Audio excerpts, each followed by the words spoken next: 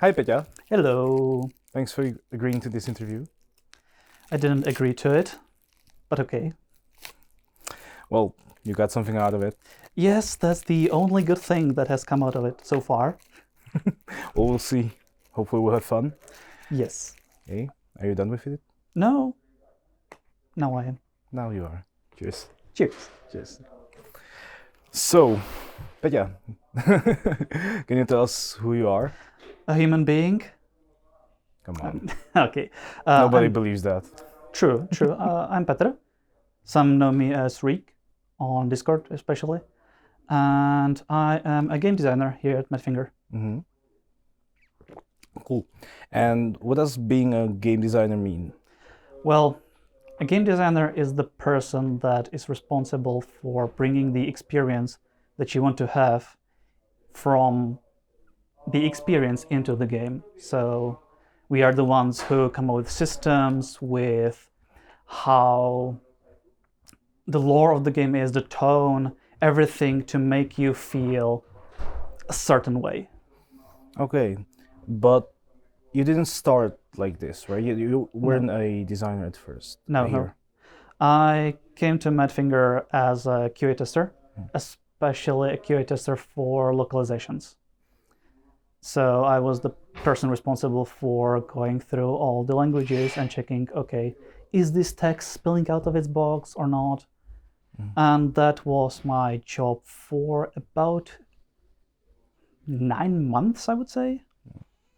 Then I changed position. I became a localization manager here. So I was the one who was collecting the texts that the writers wrote, contacting our translators, sending them the texts, communicating with them what actually we want to put forward, because there's translation and then there's localization. The difference is that when you are translating something, you usually just go, verbatim. So the sentence without much other context, you just switch it from one language to the other. When you are localizing, you are taking in like the culture, and for example, jokes cannot be really translated, they have to be localized.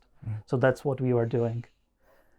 Yes, especially with Sharugan Legends, it was very much localized because Tom Husek was the writer and his humor was... Our translators were trained to make it sound like him. Yeah, we've heard his kind of thing. It's beautiful. Yes, it's majestic. Yeah, but okay, so is that something you wanted to do? Did it have something to do with your past, what you did before, or was it like an entry position for you? The QA was an entry position. When I was actually coming to MADFINGER, I was asked what would be the thing I would want to do, and I did tell them that game design would be what I would eventually love to take part in. Right. And how did you decide that you would like to be a designer? Like, what was the first impulse? Well, the truth is that for most of my life, I have been around computers and games. So my father is actually a very, very vivid gamer. He probably has more hours in Minecraft than I do. Okay. Yeah, it's his favorite. And did you play together, or? We actually don't. He does prefer a very much solo style in most games. He plays lots of survivals too, so Green Hells, Subnautica, Raft. That's kind of his jam, at least lately. He has been a huge influence on like my tastes in games, I would say. Okay. So would you say he would be interested in Guerrilla Warfare? Probably not. He's not a fan of shooting. Actually, that's a funny thing, because he made a rule that I should not be playing realistic shooters until I was like 15 to 18. He didn't want the kid me actually shooting people. So I never touched a realistic shooter till I was like, 16. Okay, that's cool. And like, when you finally got to touch it, did you like? Not quite.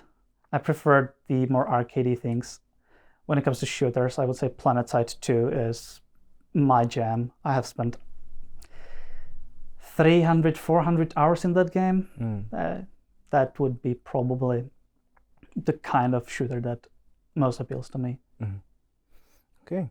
So you got into gaming because of your dad. Yes. And what was the impulse for you to decide that design is the thing you would like to do? Well, I figured out that when you are a game designer, you benefit from having a wide reach of knowledge. And it has been something that has gone with me through school and all. I was never really good at one specific thing. I was always a jack of all trades. So that was kind of like, okay, I have this skill set and game design. I'm interested in games, so that probably would be my path.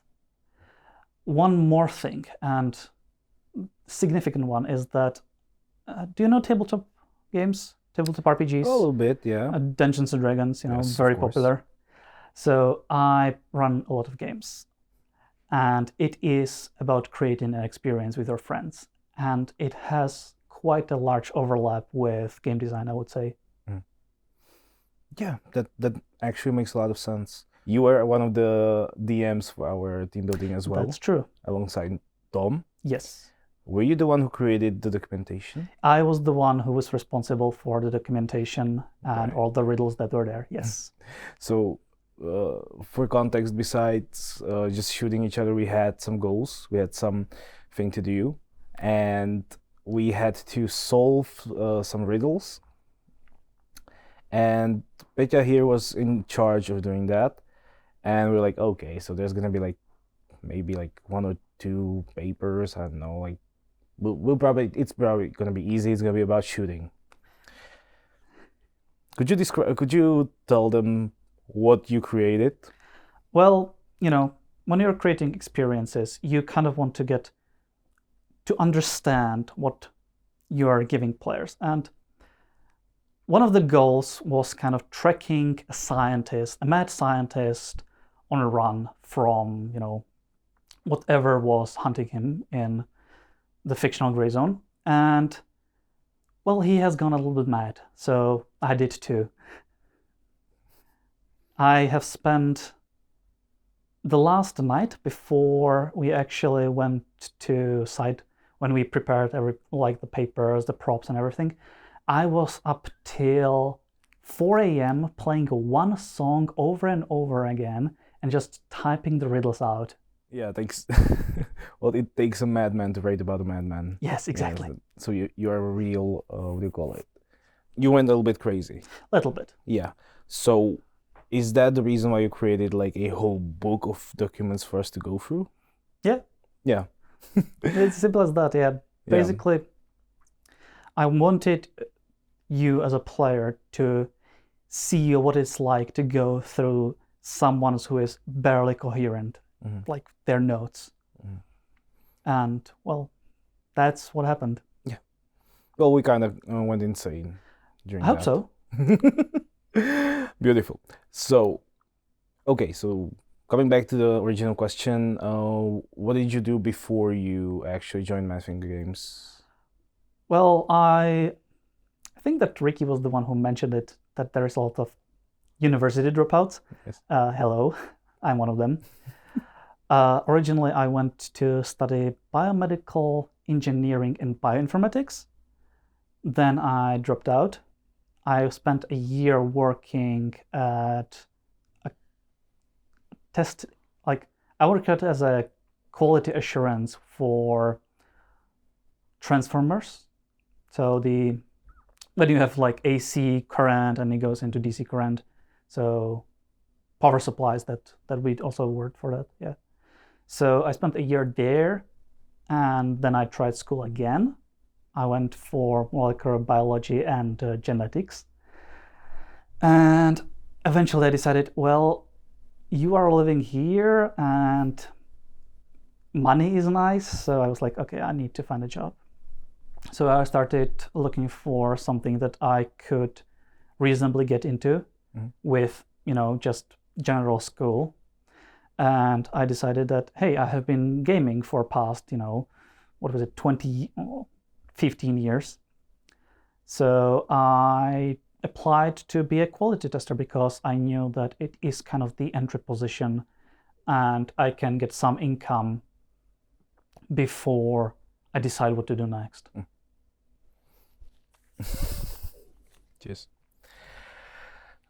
Right. And do you find that your scientific interests, it did interest you, right? Yeah. It's still kind of a hobby of mine. Right. Do you think you are able to apply it somehow at work? Yeah, all the time. Really? Yes. Do you have an example? Well, okay, so my school was partially about programming, so more scripting, okay? But it is a skill that I can always use here. I make my own tools. For example, there's the economy simulator, famous one. And yeah, so that would be it. And the whole analytical thinking, I would say, is that you get developed when you are doing scientific work is something that is very helpful. It's especially helpful on quality assurance and QAs because you want to kind of be able to take a problem and break it down to its core components and then test those out and see what is going on there. Actually, the whole problem solving is a huge part of game design too, so that's that. Right. That's basically half of what you do, right? Like problem solving. Yes, it is. Most of the job is problem solving. Or coming up with the problems and then trying to solve them. Yeah, I make my own problems. Yes, of course you do. Right. So, how did you even get to study that bio thing? Biology, medicine, chemistry were always kind of my personal interests. Well, the whole study of nature, I would say, would be that what drew me to it. And also because it was one of the studies that had the widest reach. You just looked at all the classes and there was like chemistry, physics, mathematics, biology, everything. So it was like, yes, this is mine. I underestimated that I'm not that good at math, surprisingly. So yeah, I got to that because I believe when I was young, I had a bedtime at like 7 p.m. There was one exception. Exception, and that was on Friday night. There was a documentary that was running from 8 to 9. It was the Planet Earth, David Attenborough, you know that. So I was always allowed to watch that. And I watched it every single Friday. Okay. Yeah, and that helped a lot to kind of garner my interest in sciences. That's probably the first time I've heard that TV had a good influence on someone. Well, there are exceptions to every rule. In that case, we can move towards the game itself. Okay. That you are working on right now. Which is it? Okay, I'm gonna turn this up a little bit. Turn this around a little bit. What was the first game you worked on as a designer? Gears and Warfare. Really? Yes. So this is your first time being a designer? Yes, it is. Okay. So what was the challenge for you to switch, to learn how to work as a designer, or overall? Like, what was your biggest challenge? The biggest challenge with designing any game and with design overall is that you need to always communicate with absolutely everyone because it is your decisions that need to be understood by others. And if they are not, then a lot of things can go wrong. So yeah, the biggest hurdle or biggest thing is communicating with absolutely everyone. Do you think you had to learn this, or was it like natural for you? I am still learning. You're still learning? Of course. Well, you are a communicative person. professional-wise? Yeah, profession-wise, and on the internet. Right. You spent quite a lot of time there. Yes, a little bit. Yeah, because like you are one of the favorites when it comes to the community. Really now. Well, people. Okay. Why would that be, right? Right. Yeah. Well, you spend a lot of time talking to people on Discord. That's true.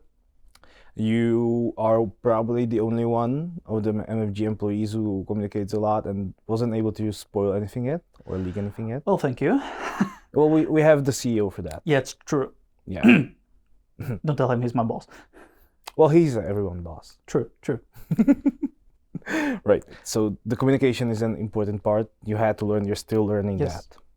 Okay. And besides that, like, is it the creative process itself? Do you feel like it's fulfilling for you, or like? It is absolutely amazing. Because one of the things that worried me when I was kind of job searching is that I would go into something monotone, something that doesn't change.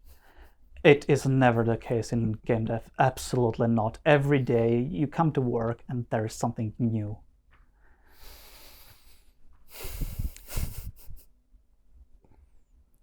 I think I might as well put her Instagram on Just do in the it. video because like, Just she's do in it. every single one of these. I think it's on purpose at this point. It might be. I need to stop announcing when the recordings are. Yes. Yeah.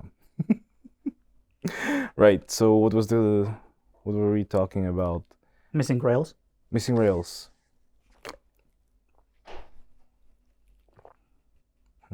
So the job is fulfilling for Yes, you. it is.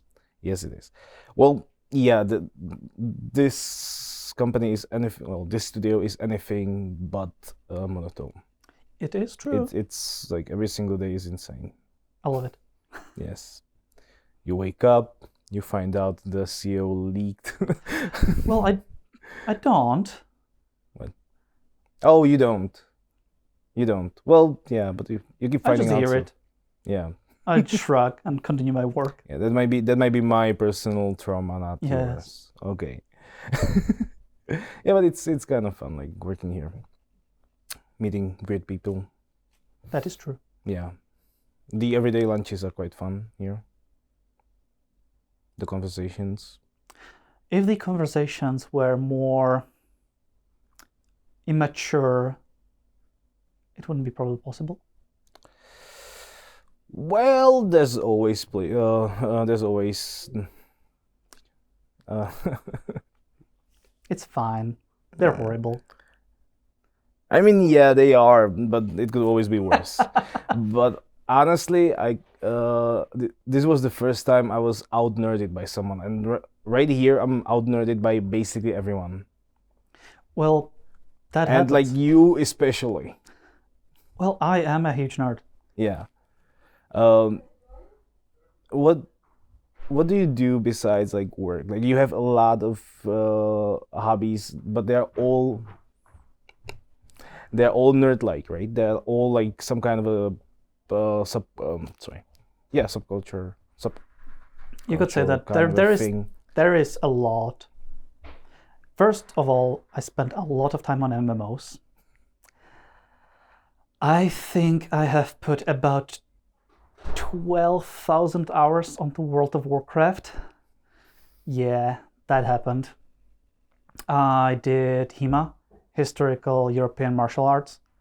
I actually was at some point attending sort of a summer camp that was focused on medieval things, medieval style of life, crafts, and everything like that. I run tabletop RPGs, usually online with people. And what else? There is something more that I'm missing. I game a lot. Yeah. Oh. I was almost. I thought you're not gonna mention that one game you talk about all the time. Yes, I am a huge Final Fantasy XIV nerd. Yes. You even went to England for that one, right? Yes, there was the 10th anniversary. Yeah. And I managed to snatch the tickets because they were gone in about 14 seconds. Mhm. I think I have the company internet to thank for that. I was actually ordering them from here. Okay. And did you get to play the original version? Or I actually did not. you didn't? I was around when it was announced. Mhm. I saw the trailers and I thought it's kind of lame because it was very anime, and back at that time I was not actually corrupted by people who like anime that much. It's slowly changing. Yeah, so of course. it has become mainstream too, so it's nice. That's true. That's true. I stopped watching anime the exact year it started being mainstream. Really? So now? I was lame for watching it, and then when I stopped, I didn't have the time. I lost interest. Everyone started watching, and I was lame because I was not watching it. Oh, you poor soul. Yes, You poor soul. that's just my luck. Yeah. Ciao. So rude. No, just kidding. Well, yeah. So you have all these. Why you are not working? We're talking right now. People are waiting for the game. It's true. Just talking It is here. true. What the fuck? Well, I am trying not to leak anything. We've got you for you hear that. him? We've got you for that. How is it going? It is going rather well, I would say. Yeah, it's quite fun. Yeah, it's been quite a long day. Yeah, I was just speaking about my interests, like the historical martial arts and, my thousands and thousands hours in MMOs. So, Okay. Yep. And I was asking him questions. Okay. So you are doing nothing. Yeah, Correct. basically. Okay. You're completely right. And the guy behind this camera is. recording you right now. Yeah, that's usually what you do when you stand behind the camera. Okay. Cool, right? Okay, I believe you. Do you have? You Yeah, already take- like to finish everything? No, No. you can take one. No. No. Okay. Don't bribe your boss. Never tried that. Okay. Have fun, guys. I have to work. Yeah, right. Yeah. AI is stupid, so I need to work more. Okay, what you gonna leak next? Okay, so You'll be fired. yeah, probably, probably. Right now, I'm not sure if I should say wild dev or like wild founder, or like is it even like appeared? Just say Mara. That's right. That's true. Yeah. I lost the train of thoughts again. Wait, so we were talking about your hobbies Yes. outside of, well, no, like The already, last thing was anime. yeah, anime, right? And with all these hobbies, do you think you can apply your likes to the game, to Grazon Warfare? Oh yes, I do. Yeah. Of course. Are we talking about like actual features, or are we talking Easter eggs? I can't talk about the Easter eggs because they are Easter eggs, and if there are any, people will find them. Okay, and what about the other part? Like, can you apply your likes, your hobbies to the actual game design somehow? I try not to, because it is more important to make sure that it is the right experience that you're making than actually just pouring yourself into it if it's not appropriate for that genre. Right. And which aspect of the game are you looking forward to the most? What's your favorite thing about the game? I am really looking forward to playing with my friends, actually. That's probably the most important one for me. That was way too sweet. I can't really even make fun of that. That's really cool, actually. And so you were one of those people who shot the raw footage that we Yes, just I was. released. How did you enjoy it? Not much. Not much, right? I heard a lot of screaming from you guys. We were not screaming. We were just in desperation to make sure it looks as good as it can. Right. Yeah, but like, okay. But like I heard Marek, not Mara, Marek. Like from time to time, he's sitting not far away from me when you are recording. Like I heard a lot of swearing. Yes. Like Yes. beep, I died, that kind of deal. We died. There was a little bit of an issue with the AIs being overtuned. So they were deadly assassins when they shouldn't be. So Now it it's- sounds like I'm making excuses because, we were, what we posted, and everyone knows it. We Yeah. died a lot. Yeah. And it was supposed to be a starting location, right? It is. It yes. is, right. And you guys are like pretty If good you are gear. not very careful, you very much can just drop on the spot. Yeah. You can be dropped. Well, that makes sense. Like, that that kind of like proves how difficult it is because you guys basically created that world. You guys basically like decided on. Yeah, we what happens know there. the city, or the village that is there quite intimately. Mhm. Yeah. So and you still died. So that's Yep. kind of the proof of how difficult it is. And what exactly, or are you able to say what exactly you are working on right now? Currently, I am the one who is making all the quests happen, and I will most likely be the one who will be shouted at for the prices of, items being out of whack and everything. Mhm. So that's my job, kind of. Okay. And when you say you're in charge of making the quests happen, you mean like in the actual world? Like you put them in there, or Yeah, a large part of the work is done by our beautiful writer, Mhm. who decides kind of the tone of the quest and what you should find and what the player should learn from it. And then I go, okay, this is the location that's suitable for it. And I talk with other designers and they make it really cool looking. And then it's one of the quest locations that you'll see. You saw some of them in the trailers, I think. There is the guy on a chair, Right, the dead yeah. one. So you will learn how he died, for example, and who it was. Mhm. What is the other things that we are showing? There was the room with a lot of monitors, Right, televisions. yeah. You will be able to go there and see what they are actually watching Mm-hmm. That's and why is it there. That's cool. That's pretty cool foreshadowing. Okay. So you also mentioned that you're in charge of the prices of the items, right?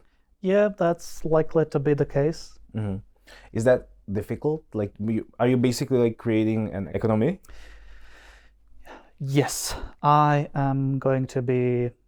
Well, I'm not going to be doing it alone. It's a joint effort by basically every designer to kind of get together and see which sources things come from. When you shoot an AI, you can take their weapon, you can loot them. So we are like, okay, you have shot this guy and you can get an AK from him. What can you do with the AK? Will you be using it? Is it good? Is it not? If not, you'll sell it. What will you get from it? These kind of questions is what we will be kind of going forward, iterating on and making sure that when you actually play, you enjoy that part of the game too. Mm-hmm. Right. And why were you chosen for this? Like, is that a reason? Like, do you have like special set of skills or? I wanted to do it. Mm-hmm. It actually does come to the MMOs because it is a huge part of like the online world to kind of be able to assign value to things, to go around and be like, okay, this is my drip. This is, the best things you can find in the game. So it is, I would not say it is the core of the experience, because the core of the experience is this thrill of the mission. It's the slow technical approach to know that you are sort of like, you are good in the world. Like, I think that is probably the more important part. You will find out that people who are skilled, who take their time, who learn how the map is, where are the spots, they can get away with a lot, even without some kitted out AK or something. And you kind of like mentioned what kind of games you liked. Yes. Do you think like this game will add like you will increase your pool of genres that you're a fan of? Well, I have played. Okay, for me, these realistic shooters are a team and cooperative effort. I don't enjoy playing them alone, but me and my friends have spent a lot of hours on Arma 3 playing Anti-Stasi. So that is kind of the experience that I am going to be trying to get from Grey Zone. Mhm. It will be that squad play, messing around and enjoying it. That's where I will draw my enjoyment from. That's probably also like one of my biggest things about the game that I'm interested in, the sandbox aspect of the game. So, for instance, I'm not that good at slow shooters, at slow games. I'm gonna play like an idiot. I already know that. But Well, okay, that will be an interesting thing to see. but I always played like that. Like if I played other high risk tactical shooters, I was always playing it like the idiot. I know I was surprised when it worked out, and that's always the way I like to play. That's very respectable. So we'll see. That should be fun.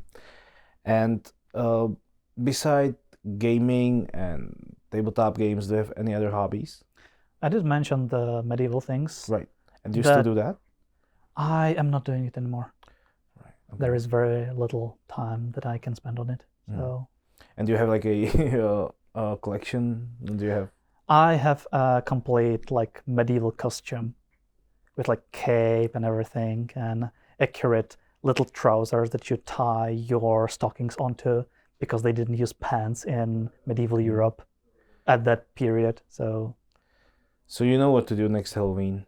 no, I'm not bringing it on next Halloween. Oh, come on. Nope. Okay, maybe. I'll get you 2 more. Okay, that Okay. sounds like a good deal. All right. I'll hold you to it. Okay. And besides being like the designer, the one in charge of the quests and balancing the economy, you are also one of the most active developers on our Discord and our social media. Okay, yeah. That's probably true. Yeah, and how did that happen? Like, are you like really like into Discord or the whole community thing, or like did you just start talking to people just like that? I believe that there should be a connection between the players and the developers. You need to keep a pulse, like a finger on the pulse of the community. You need to kind of be there for them when they have their concerns. You want them to know that they are being heard. So one of the ways is to actually show up there and be like, hey guys, what did you think about that? And what do you think about this? And talk to them because, they will be the ones who are making the game. It's actually one of the very important lessons that one of the best books on design makes. It's called Book of Lenses. Find it, it's great. And they pose a question like, what is the most important part of the game? Would you know? I'd say the battle pass. What? No. I am personally offended. Yes. It is the player, because without the player, it's just ones and zeros on a disc. The game needs to be experienced to actually be what it should be. That's quite deep, yeah. Like there's no game without the player, right? Exactly. It makes sense. Exactly. Yeah, like you, like me as a community manager, I can only do so much. Like having you in there and also Ricky in there. We are yin and yang. She's Yes. the chaos, I'm the order. Right. That actually works a lot. Yeah. Yeah. So there's only so much I can do. I can tell people. Having you guys there helps a lot. And you and the other designers are also lurking around the suggestions a lot, We are right? always there. Yeah, I was surprised because like I kept on like approaching you guys and like, yeah, we have this new suggestion here, and you're like, yeah, we know. And this was just happening all over until I realized that I don't need to do this because you usually see it before me. Yeah. Yeah. So, and like do you feel even now? Like I know it's really early. The game is still being created. Oh, another designer. I know the game is still being created, but like even now, do you feel like the community suggestions and their opinions sort of affected the development? They do. Mm. And what oftentimes happens is that we take a look at the suggestions and it's like, oh, please do this and that. And we're like, yeah, we're planning that, I can't tell you which because, then I would be in trouble with Rick and everyone for actually leaking something. But, yes, it happened on multiple occasions when we already knew that we are working on that when people are suggesting it. Right. And the biggest thing is probably the PvE mode. The biggest thing that we have already announced is the PvE mode, Yes. right? Yeah, that was a surprising twist for us. But like it works out. It worked out I well. think it will be a nice addition to the game. Actually, truth to be told, a big part of my friends group were like, hey, it would be much better if we could play, PvE. So I would be the one who was lobbying for it, but I thought you were gonna say that you are now pretending that we implemented PvE only because of you in front of your friends. No, I'm not taking credit for that. Yeah. Final question. Okay. Which faction are you choosing? Which one are you selecting? LRI, Mithras, or Crimson Shield? Well, should I tell it? I think we should start telling people. Okay, I am going to be playing LRI. Oh, nice. Yes. Well, we're gonna be there together. Oh shit. Well, we do it for the benefits, right? Exactly. And the tacos. Maybe. Not the tacos? Not That was the main tacos. reason why I came. Not my problem. Right. Wait, are you saying we don't have tacos? We never had tacos. Well, at least we have the 401k. True. All right. So thank you for coming. And thank you all for watching this. And see you next time. Wishlist the game on Steam. And follow Rake when he writes something on Discord. That's about it, right? They can't follow you anywhere else. No, I don't have anything. Okay, so just ping Rake when you need anything. Yes, ping me. Do Yes. it. All right. Bye.